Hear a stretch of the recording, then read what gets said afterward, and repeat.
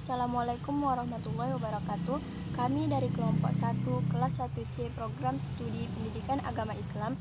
Kami akan mempresentasikan makalah kami yang berjudul Pengertian Ilmu Alamiah Dasar, Kedudukan Ilmu Alamiah Dasar, serta Cakupan Ilmu Alamiah Dasar. Sebelum memasuki materi kami akan memperkenalkan diri terlebih dahulu. Perkenalkan, saya Wisudawati. Dan saya Siska Ashari. Baiklah, kita akan memasuki poin pertama, yaitu pengertian ilmu alamiah dasar.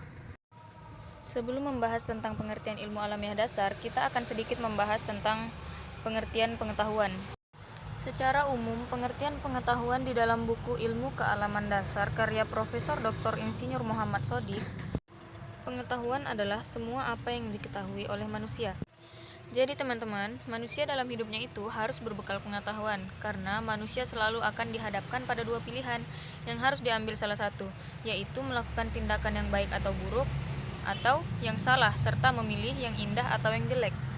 Oke, kita lanjut ke pengertian ilmu alamiah dasar, atau sering disebut juga dengan ilmu pengetahuan alam, adalah ilmu pengetahuan yang melakukan kajian tentang gejala-gejala di alam semesta, termasuk planet bumi. Pengertian yang saya sebutkan tadi adalah pengertian ilmu alamiah dasar secara umum dari buku Ilmu Kealaman Dasar karya Profesor Dr. Insinyur Muhammad Shodiq.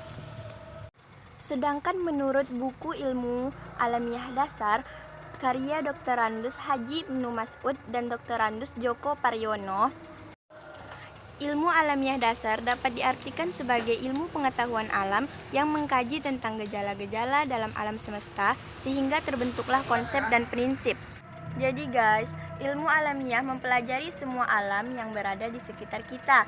Jadi benda-benda alam itulah objek ilmu alamiah. Baik itu luar angkasa maupun di dalam planet bumi. Semuanya dibahas di dalam sains atau ilmu alamiah dasar. Untuk lebih spesifiknya, nanti kita akan membahas tentang cakupan-cakupan ilmu alamiah dasar pada poin ketiga. Sekarang kita akan memasuki poin kedua, yaitu kedudukan ilmu alamiah dasar. Ilmu alamiah dasar menduduki peran penting dalam ilmu pengetahuan. Ilmu alamiah dasar ini juga biasa disebut dengan sains. Nah, di dalam sains inilah para penelaah melakukan penelitian, baik itu di dalam astronomi, biologi, atau makhluk hidup, fisika, maupun di bidang kimia. Jika membahas tentang kedudukan, pasti tidak jauh-jauh dengan yang namanya cakupan. Karena ilmu alamiah dasar ini bukan ilmu yang berdiri sendiri. Baiklah, kita masuki poin yang ketiga, yakni cakupan ilmu alamiah dasar. Cakupan ilmu alamiah dasar terbagi menjadi 4. Pertama, fisika, yakni suatu ilmu pengetahuan yang mempelajari benda tidak hidup atau mati dari aspek wujud dengan perubahan-perubahan yang bersifat sementara.